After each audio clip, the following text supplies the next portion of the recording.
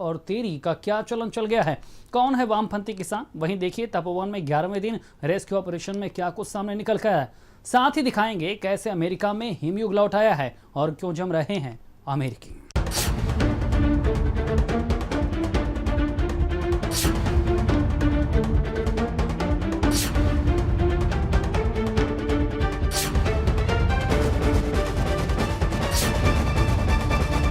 प्यार के चक्कर में अपने परिवार के 7 लोगों का कत्ल करने वाली शबनम को अब फांसी पर लटकाया जाएगा। आजाद भारत के इतिहास में ये पहली बार है कि किसी महिला को फांसी दी जाएगी। आखिर शबनम का गुनाह क्या था? कौन इस वारदात में उसके साथ शामिल था? इस रिपोर्ट में देखिए।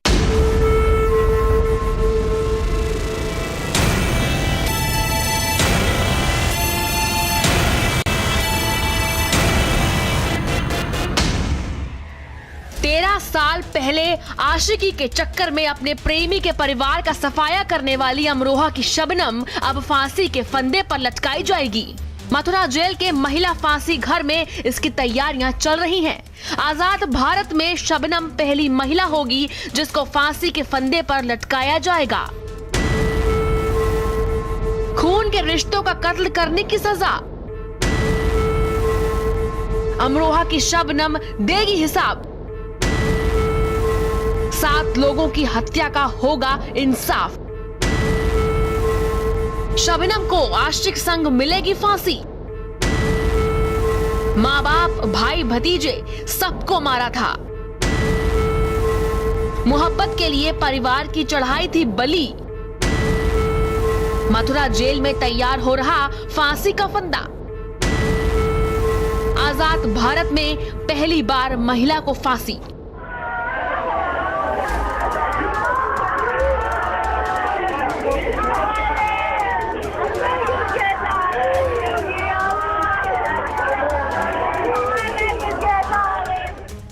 साल पुरानी ये तस्वीरें 14 अप्रैल 2008 की हैं।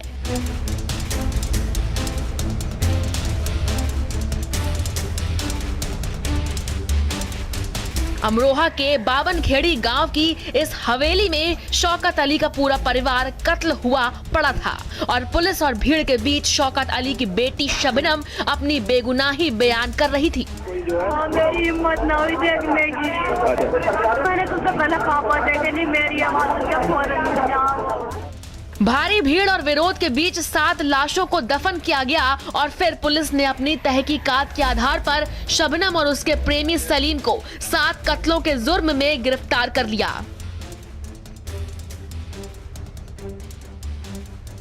जिला जज की अदालत से शबनम और सलीम को फांसी की सजा मुकर्रर की गई थी। राष्ट्रपति से दया याचिका खारिज होने के बाद शबनम और सलीम को अब फांसी होगी। शबनम आजाद भारत में फांसी पाने वाली पहली महिला होगी।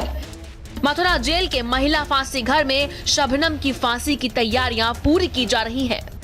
मैं तो सुप्रीम कोर्ट का इंतजार देख रहा हूँ, मगर सुप्रीम कोर्ट जो जल्दी उनको जो देगी ऑर्डर देगी, उनका जो निर्धारित समय होगा, सही टाइम होगा, उसके लिए मैं रेडी हूँ।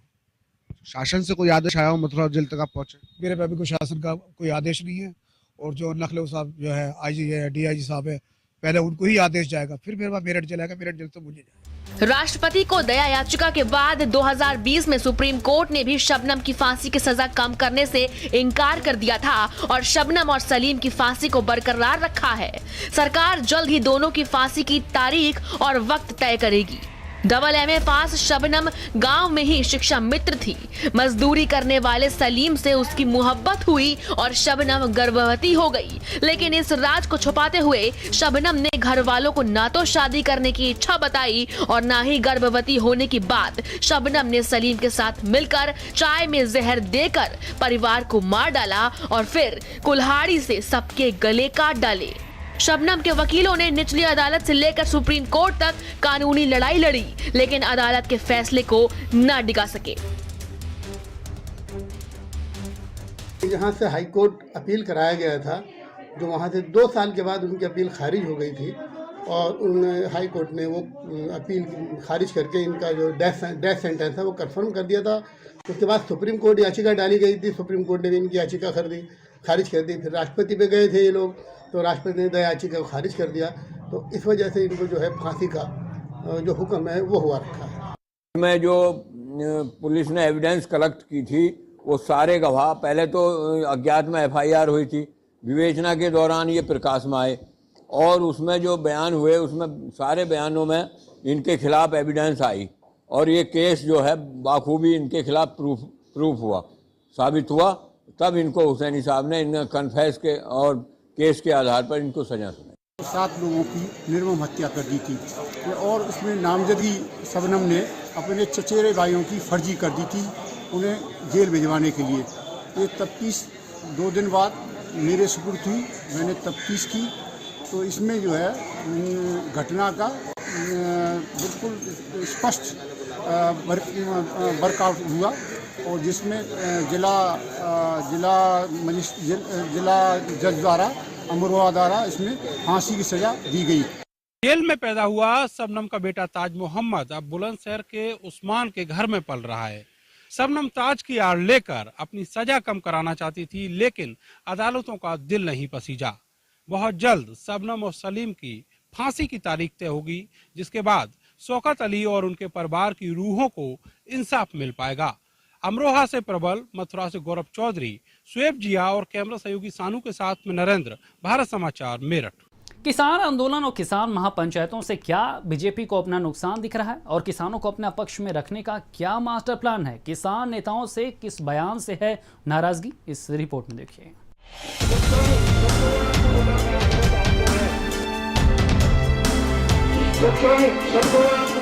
3 कृषि कानूनों के खिलाफ पिछले करीब 80 दिनों से जारी किसान आंदोलन के बीच किसान संगठनों की तरफ से की जा रही महापंचायतों से शायद बीजेपी की चिंताएं बढ़ गई हैं।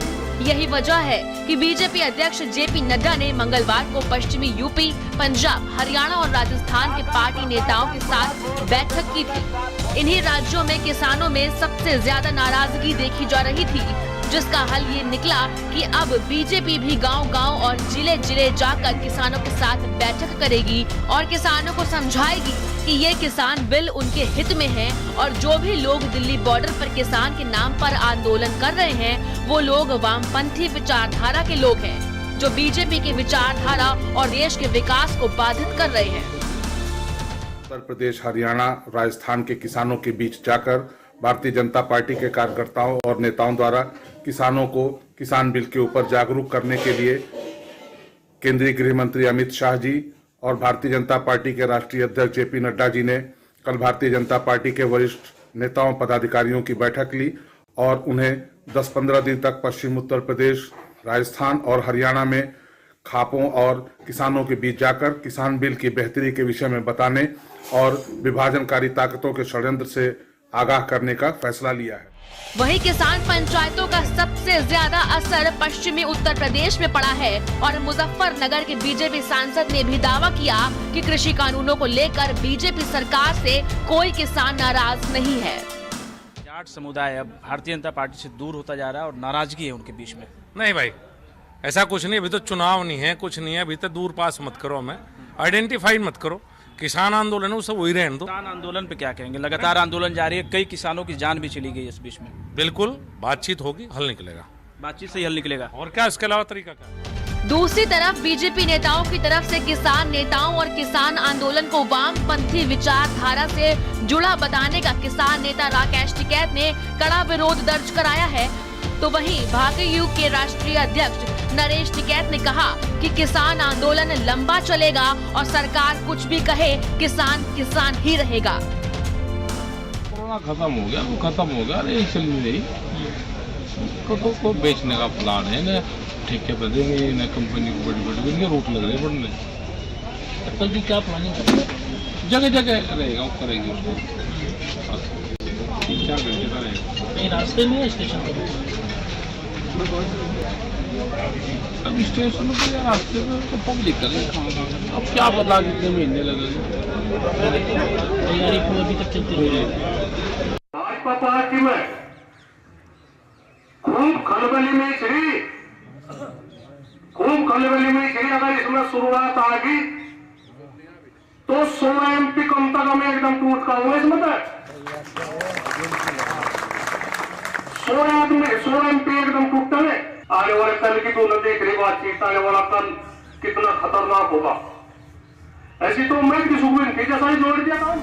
वहीं मथुरा में आरएलडी के उपाध्यक्ष जयंत चौधरी किसान महापंचायत में शामिल हुए थे और आंदोलन को वामपंथी विचारधारा से जोड़ने पर सरकार पर ही सवाल खड़े किए। ये जो कानून सरकार थोपना चाहती है, इनकी स्वीकार्यता जनता में, समाज में नहीं। हरियाणा में, यूपी में, राजस्थान में, पंजाब में बहुत बड़े बड़े आंदोलन हो रहे हैं, बहुत बड़ी बड़ी पंचायतें हो रही हैं, किसान अपने आप स्वतः अपने साधनों से जुट रहे हैं। यहाँ भी आप देख सकते हैं आज कोसी मंडी में, इस मंडी परिसर में जिसे उजाड़ना चाहती है सरकार, यहाँ किसान इकट्ठा हुए। हमारी मांग है सरकार इन किसानों की भावना को समझे, जिद छोड़े, किसान की बात सुने। फिलहाल किसान आंदोलन और कृषि कानूनों को लेकर सरकार और किसानों के बीच बातचीत की जगह मेरा आंदोलन सही और तेरा गलत की जंग छिड़ गई है। किसान जहां देश भर में अपने आंदोलन को धार देने में जुटे हैं, वहीं बीजेपी के नेताओं ने आंदोलन की काट आंदोलन से करने का मन बना लिया है और जल्द ही गांव-गांव बीजेपी के बड़े नेता पंचायत करते नजर आएंगे। स्पेशल रिपोर्ट, भारत समाचार। ऋषिगंगा में आई आपदा के 11वें दिन भी रेस्क्यू ऑपरेशन जारी है और ऋषिगंगा पर बनी झील तक आईटीबीपी के जवान वैज्ञानिकों की मदद के लिए पहुंच गए हैं। क्या है वहां के हालात, इस रिपोर्ट में देखिए।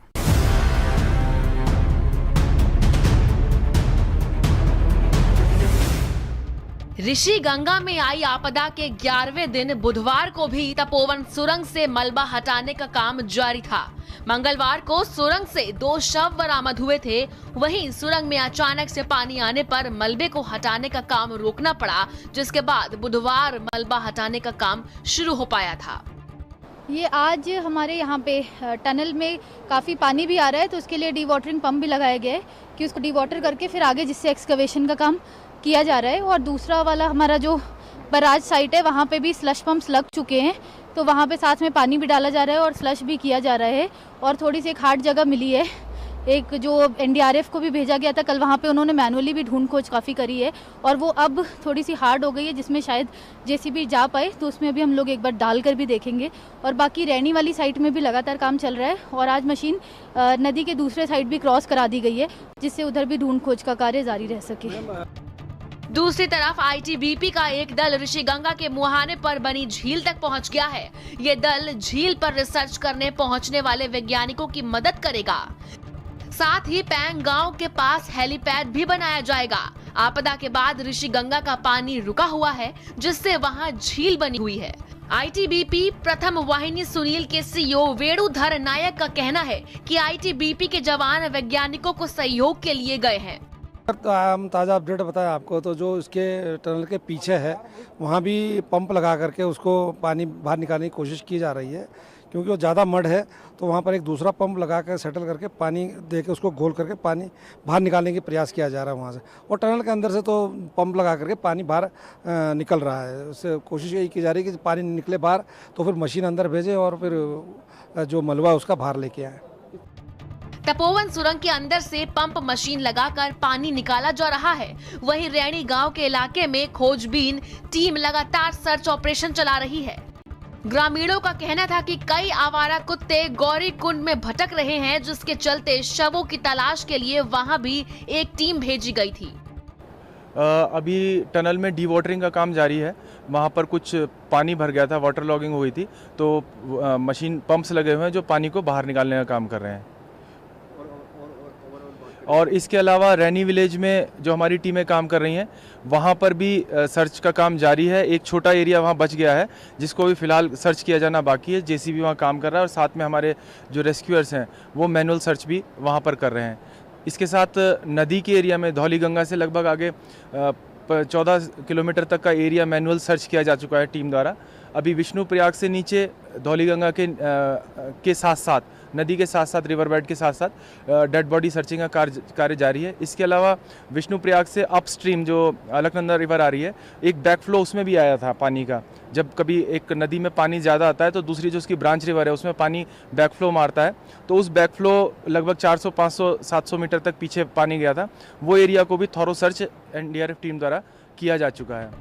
7 फरवरी को ऋषिगंगा में आई आपदा में 206 लोग लापता हो गए थे, जिनको तलाशने का काम लगातार जारी है। प्रशासन की ओर से लापता लोगों के परिजनों के डीएनए सैंपल किए जा रहे हैं। अब तक 91 लोगों के डीएनए सैंपल लिए जा चुके हैं। वहीं जोशीमठ थाने में 179 लोगों की गुमशुदगी दर्ज है। जिन शवों की शिनाख्त नहीं हो पाई है, उनके भी डीएनए सैंपल लिए जा रहे हैं। वहीं रेस्क्यू टीमों को अब तक 58 से ज्यादा लोगों के शव मिल चुके हैं। अभी भी आपदा के दिन से 146 लोग लापता हैं, जिनकी तलाश में टीमें रेस्क्यू अभियान चला रही हैं और ये सर्च ऑपरेशन और रेस्क्यू अभियान कब खत्म होगा, कुछ कहा नहीं जा सकता। एक तरफ अपनों के जिंदा लौटने की आस लिए परिवार वालों की आंखों से आंसू रुकने का नाम नहीं ले रहे, तो दूसरी तरफ प्रशासन समेत एनडीआरएफ, एसडीआरएफ और सेना के जवानों के साथ साथ वैज्ञानिक भी हर संभव कोशिश कर रहे हैं ताकि लापता लोगों को जल्द से जल्द ढूंढा जा सके, लेकिन उन्हें रोज किसी न किसी मुसीबत से दो चार होना पड़ रहा है। स्पेशल रिपोर्ट, भारत समाचार। अमेरिका में टेक्सास शहर में अंधेरा छा गया है। 3 दिनों से भीषण बर्फबारी से अमेरिकी निवासी परेशान हैं। बर्फीले तूफान के चलते अमेरिका में इमरजेंसी घोषित है। इस रिपोर्ट में देखिए।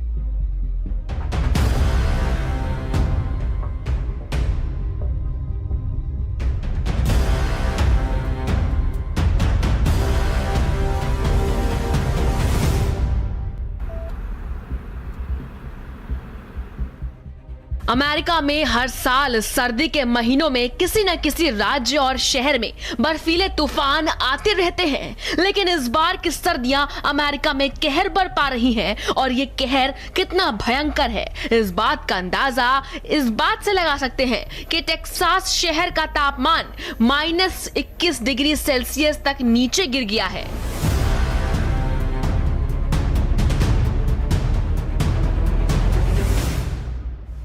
चारों तरफ सिर्फ सफेद बर्फ ही नजर आ रही है। अमेरिका जैसे शक्तिशाली देश के टेक्सास शहर की पावर ग्रिड फेल हो गई है और बीते 3 दिनों से लाखों शहरवासी अंधेरे में इस भीषण ठंड में अपने दिन गुजार रहे हैं और पावर कर्मचारी लगातार हालातों को सामान्य बनाने की कोशिश में लगे हुए हैं। अमेरिका में आया हिमयुग, बर्फीले तूफान ने बढ़ाई मुसीबत, लाखों लोग पावर कट में फंसे, 21 लोगों की तूफान से हुई मौत।